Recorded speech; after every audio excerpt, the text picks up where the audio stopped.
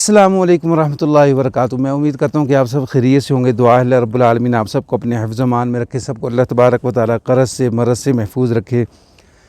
जी नाज़रीन, जहाँ रहें आप खुश रहें, सलामत रहें, आबाद रहें, ये दिल से दुआ है, कह दें आमीन।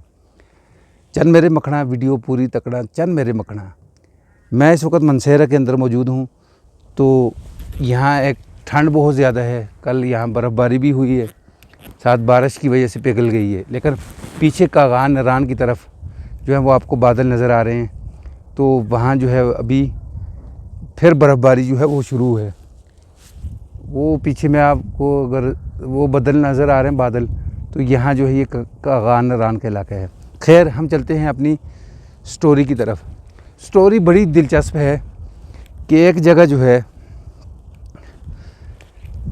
लड़की वाले जो है ना, वो उन्होंने लड़के को इनकार करना होता है कि हमने अपनी बच्ची जो है वो आपके साथ नहीं ब्यानी। तो इनकार करने की कोई वजह भी होती है। तो लड़का जो है एक तो उम्र के अंदर बड़ा होता है काफ़ी, तो लड़की वाले चाहते हैं कि अब यानी उम्र के अंदर काफ़ी लड़की से डबल उम्र है, यानी लड़की की 17 साल उम्र है तो लड़के की उम्र 35 साल है। तो वो अब कहते हैं कि किसी न किसी तरीके से हम इनको यहाँ से भगाएं। तो वो क्या कोशिश करते हैं कि जब वहाँ निकाह का टाइम होता है ना, तो उस वक़्त वो कुछ शराइत रखते हैं लड़की वाले कि जी कि हम तब लड़की का निकाह करेंगे कि 10 मरले का एक प्लाट हो, 5 मरले का एक घर हो, कम से कम 7 तोले सोना जो है वो नकदी हो, फिर उसके अलावा माहाना लड़की का 15,000 रुपया ख़र्चा जो है वो जेब खर्च दिया जाए, तो तब हम लड़की का निकाह करेंगे।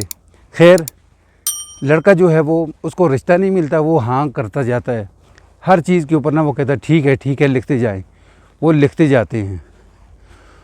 तो अब जब लड़के का बाप आता है ना, वो देखता है कि 10 मरले का प्लाट भी लिखे और लड़की को ब्याह के ले जाने से पहले जो है वो 5 मरले का घर भी तैयार, फिर 15,000 रुपये महीने का ख़र्चा भी।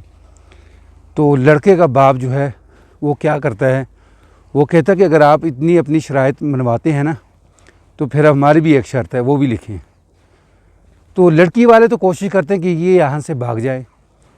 तो लड़की का जो बाप है ना, वो कहता है कि हमारी ये शराइत है कि जहेज़ के अंदर आप गाड़ी देंगे करोला, ये हमारी शराइत भी लिखें। तो लड़की का भाई जो है ना, वो क्या करता है, वो कहता है ठीक है आपकी शराइत लिखते हैं, ज़रा रुकें। बाहर जाता है, बाहर जा कर ना वहाँ किसी महल्ले से खोता रेडी जो है ना, गधा गाड़ी, वो लेकर आता है। वो लाकर बाहर घर के बाहर खड़ी कर देता है। तो घर के बाहर खड़ी करके लड़के के जो वालिद है ना, उसको कहता है कि हम करोला गाड़ी ले आए हैं, तो आके देख लें आपको पसंद भी है कि नहीं। तो बाहर जाके देता है, तो वो खोता रेडी होती है। वो कहता है कि ये हमारी औकात, हमारी इतनी बड़ी आपने बेइज्जती की है, आपकी इतनी हिम्मत, हम तो अमीर लोग हैं। तो लड़की का जो भाई, वो कहता है कि आपकी औकात यही थी, तो ये आपकी औकात, अगर ये ले के जानी है तो ले जाएं।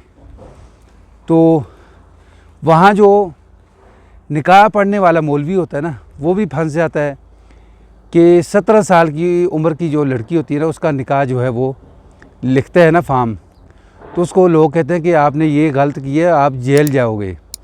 फिर जो होते हैं ना गवाह होते हैं, वो मौलवी को कहता है कि यार 1000 रुपये हमसे लो, तो हमारा नाम निकालो, किसी और का शनाख्ती कार्ड पकड़ो। तो खैर मौलवी क्या करता है, मौलवी को अपना डर होता है, वो फार्म जो है वो फाड़ता है, तो कहता है भाई हमें फ़ारग करो। तो वो जो लड़के वाले जो खाना लेके आए होते हैं ना लड़की के घर, बिरयानी वगैरह, मिठाई वगैरह, लोग जो है वो सब खाते पीते हैं। तो लड़के को वहाँ से भगाते हैं कि निकल जाओ यहाँ से। फिर लड़का जो है वो लड़की के भाई को कहता है कि ये जो मेरा ख़र्चा है ये आपको देना पड़ेगा, नहीं तो मैं अदालत जाऊँगा।